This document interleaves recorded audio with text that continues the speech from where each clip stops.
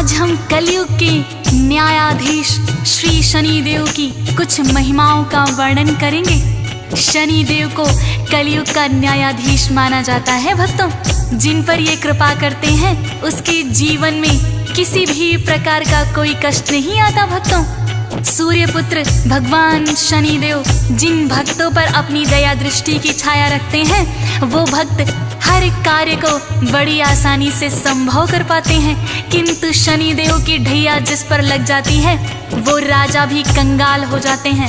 अतः शनि महाराज को हमेशा प्रसन्न रखना चाहिए। भक्तों, सच्चे मन से जो भक्त उनका ध्यान लगाता है उस भक्त पर वो सदैव सदैव मेहरबान रहते हैं। भक्तों, तो आइए भक्तों सुनते हैं शनि महाराज की महिमा का वर्णन इस पावन कथा के माध्यम से।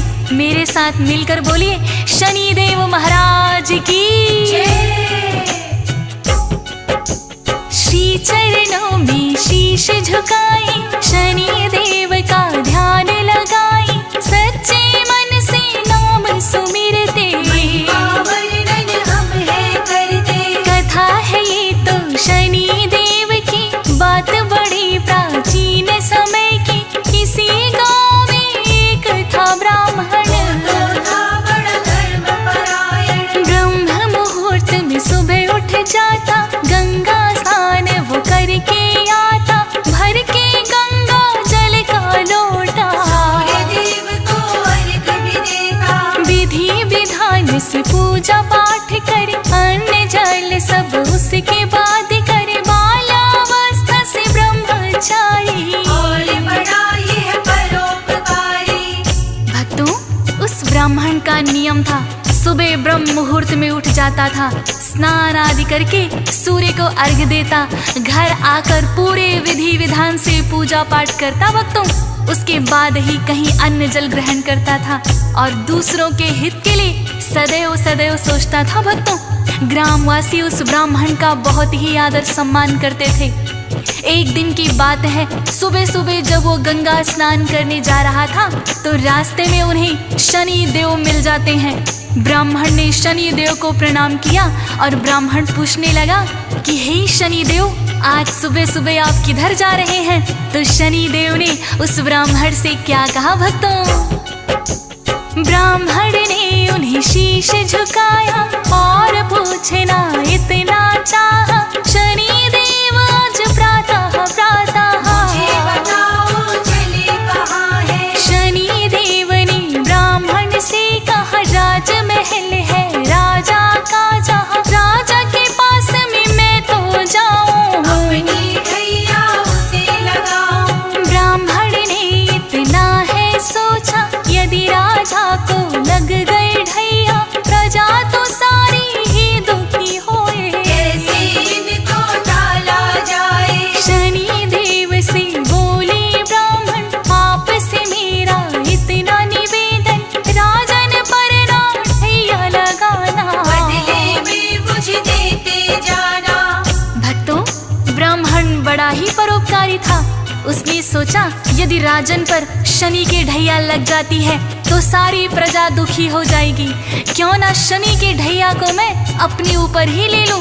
उन्होंने शनि देव से प्रार्थना की कि हे शनि देव, आपसे मेरी इतनी विनती है कि आप हमारे राजन पर अपनी ढैया ना लगाएं, बदले में आप मेरे ऊपर ही लगा दें। शनि देव कहने लगे, हे ब्राह्मण, तुम एक बार फिर सोच लो।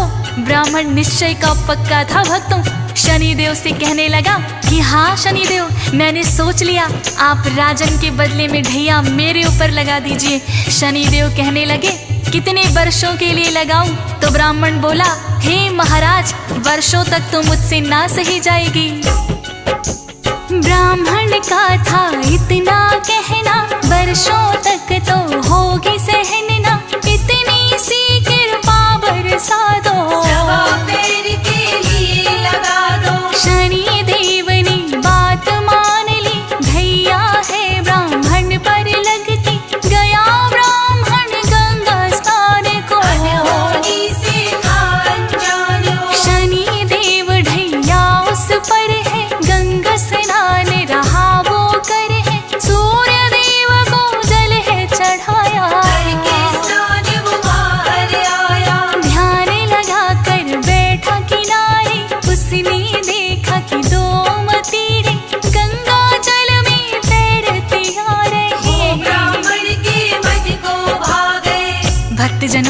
जब ब्राह्मण गंगा स्नान करके सूर्य को अर्घ देकर बाहर निकला तो गंगा के किनारे ध्यान लगाकर बैठ गया। उसी समय देखा कि 2 मतीरे पानी में तैरते हुए आ रहे हैं। ब्राह्मण ने सोचा पूजा पाठ के बाद आज इन्हीं मतीरों को मैं खाऊंगा। 1.25 पहर तक जब तक शनि की ढैया है मैं ईश्वर का ध्यान करूंगा। और ब्राह्मण ने वो मतीरे निकालकर अपने घुटनों के नीचे रख लिए और ईश्वर के ध्यान में बैठ गया। भक्तों, इधर से एक राहगीर गुजर रहा था। उसने देखा ब्राह्मण अपने दोनों घुटनों के नीचे नरमुंड दबाए हुए हैं। पास आकर देखा तो वो दोनों राजा के पुत्रों के शीश थे। भक्तों, नगर में जाकर उसने सबको बता दिया कि एक ब्राह्मण ने राजा के दोनों बेटों के शीश काट दिए हैं और उसे घुटनों के नीचे दबाकर बैठा हुआ है। ज्यों ही राजा तक ये खबर पहुंची, राजा बिलाप करता हुआ आया। भक्तों, और उसने सैनिकों को आदेश दिया कि ब्राह्मण को तुरंत पकड़ कर लाओ और सूली पर चढ़ा दो। बात नगर में फैल गई है, राजकुमारों की हत्या हुई है। राजा मंत्री को बुलवा कर उसे पकड़ कर, दोनों प्रिय मेरे राजकुमार है। ब्राह्मण ने दिया शीश उतारे है, सुनकर मुझको हुआ कष्ट है। ब्राह्मण तो बड़ा दुष्ट है, शीघ्र ही उसे पकड़ कर लाओ और आते ही सूली चढ़ाओ। सजा दो ऐसी न जाए भूली, चौराहे पर कांपो सूली। जो ही सैनिक वहाँ पे आए, ब्राह्मण बैठा ध्यान लगाए। राजकुमारों के जो शीश थे ब्राह्मण के घुटनों के नीचे।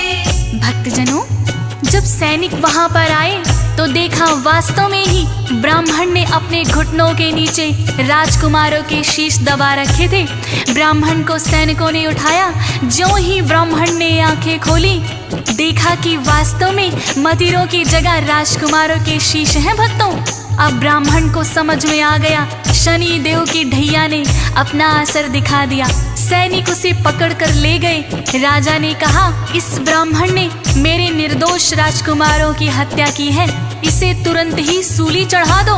ब्राह्मण को चौराहे पर लाकर जैसे ही सूली लटकाने लगे, सूली टूट गई। भक्तों, फिर राजा ने तांबे की सूली बनवाई और ब्राह्मण को सूली चढ़ाने लगे तो वो भी टूट कर गिर गई। भक्तों, इसी तरह राजा ने चांदी की सूली बनवाई, वो भी टूट कर गिर गई। भक्तों, तो सोने की सूली बनवाने का आदेश दिया राजा ने।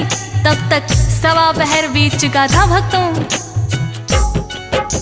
शनि देव की ढैया जो थी 1.25 पहर के लिए तो वो थी। सूली ब्राह्मण चढ़ ना पाए, पहले टूटी जाए। अनेक धातुओं से बनवाई पर कोई भी टिक नहीं पाई।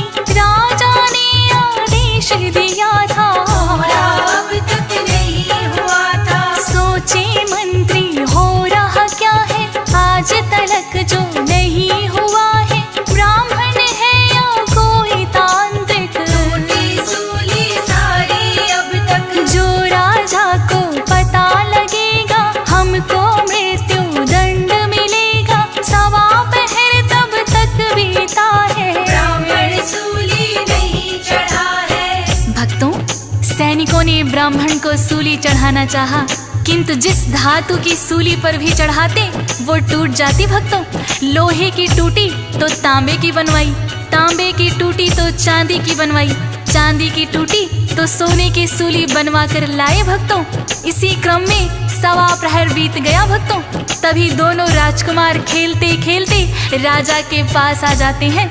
रानी उनको देखकर बड़ी ही हर्षित हुई। फिर रानी ने राजा से कहा कि हे महाराज, अभी तक तो सैनिक ब्राह्मण को सूली पर चढ़ा चुके होंगे, हो सकता है ना भी चढ़ाया हो। आप जल्दी से जाइए और उन्हें रोकिए, वरना हमें ब्रह्म हत्या का पाप लग जाएगा। राजा तुरंत ही वहां आए और कहने लगे, सैनिकों, ये ब्राह्मण निर्दोष है, इसको छोड़ दो। फिर राजा ने ब्राह्मण से विनम्र विनती करके क्षमा याचना की तो ब्राह्मण देव ने कहा, राजन, इसमें आपका कोई दोष नहीं है। सवा प्रहर के लिए मुझ पर शनि की ढैया थी जो मैंने जानबूझकर लगवाई थी। राजा पूछने लगे, आपने जानबूझकर क्यों लगवाई? तब ब्राह्मण ने सारा वृतांत राजा को बता दिया। भक्तों, राजा ने सोचा ये ब्राह्मण कितना परोपकारी है और मैंने इसे सूली पर चढ़ाने का आदेश दे दिया था। राजा को बड़ा ही पश्चाताप हुआ।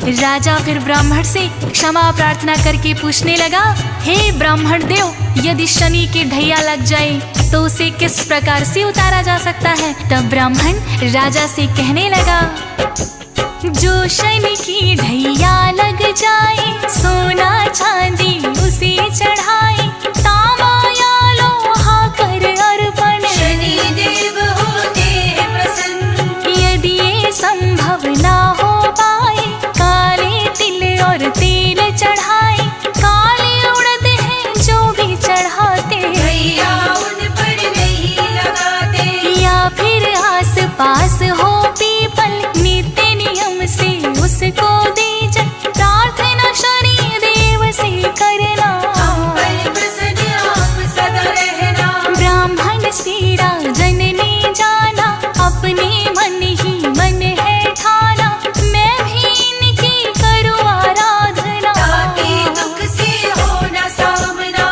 भक्तजनों, इस प्रकार उस दिन के बाद वो राजा भी शनि भक्त हो गए और नित्य नियम से शनि महाराज की पूजा करने लगे। ब्राह्मण को उन्होंने आदर सहित विदा किया। भक्तों, ब्राह्मण ने शनि देव की ढैया अपने ऊपर ले ली थी, उसका भी धन्यवाद किया। भक्तों, शनि देव की वक्र दृष्टि से तो देवता भी नहीं बच पाते, फिर इंसान तो क्या है। इसी तरह की एक और कहानी है भक्तों। जब शनि देव ने सोचा कि मैं भोलेनाथ पर अपनी वक्र दृष्टि डालता हूँ, ये सोचकर शनि देव कैलाश पर आ गए। भक्तों, भोलेनाथ को प्रणाम किया। भोलेनाथ ने उनसे आने का कारण पूछा तो शनि देव क्या कहते हैं भक्तों? सुन लो हे भोले भंडारी, इतनी सी इच्छा है हमारी, मेरी दृष्टि जो है वह एक बार आजमाओ आप पर। बात है मात्र सवा पहर की, डालूंगा अपनी वक्र दृष्टि, हे भोले तुम इसे संभालो, बचने का कोई यत्न बना लो। सुन कर के भोले मुस्काए, मुझ पर ना कुछ असर दिखाए, अपना मन तुम भी बहला लो, अपनी वक्र दृष्टि डालो। भोलेनाथ ने आज्ञा दे दी, डाली शनि ने वक्र दृष्टि, भोलेनाथ को समझ न आया, उन्होंने इससे बचना चाहा। भक्तों, शनि देव ने ज्यों ही भोलेनाथ पर वक्र दृष्टि डाली, भोलेनाथ सोचने लगे मैं शनि देव की वक्र दृष्टि से बच जाऊंगा, और कैलाश छोड़कर वो मृत्यु लोक में आ गए और सवा पहर तक एक हाथी का रूप बनाकर जंगल में विचरते रहे। भोलेनाथ सोच रहे थे, भक्तों, शनि देव की वक्र दृष्टि मुझे पहचान ही नहीं पाएगी, और सवा प्रहर तक मृत्यु लोक में हाथी बनकर विचरते रहे। जैसे ही सवा प्रहर पूरा हुआ, भोलेनाथ ने सोचा शनि देव की वक्र दृष्टि का मुझ पर कोई असर ना हुआ, अब तो सवा प्रहर बीत चुका है, मैं वापस कैलाश पर चलता हूँ। भोलेनाथ हाथी की योनि छोड़कर कैलाश पर लौट आए। भक्तों, कैलाश पर आकर देखा शनि देव वहीं बैठे हुए हैं और भोलेनाथ की प्रतीक्षा कर रहे हैं।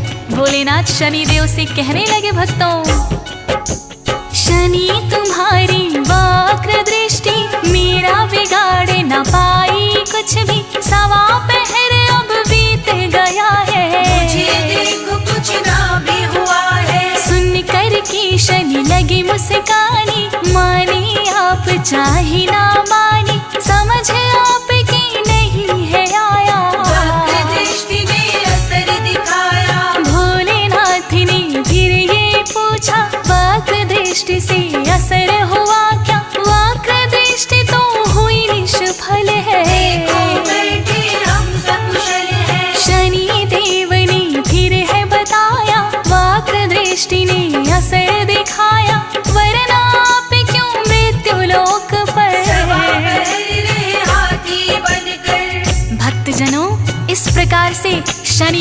बताया कि हे भोलेनाथ, मेरी वक्र दृष्टि ने तो असर दिखा ही दिया, जिसके कारण आपको कैलाश छोड़कर मृत्यु लोक पर जाना पड़ा है और आप 1.25 पहर तक हाथी की योनि में भी रहे।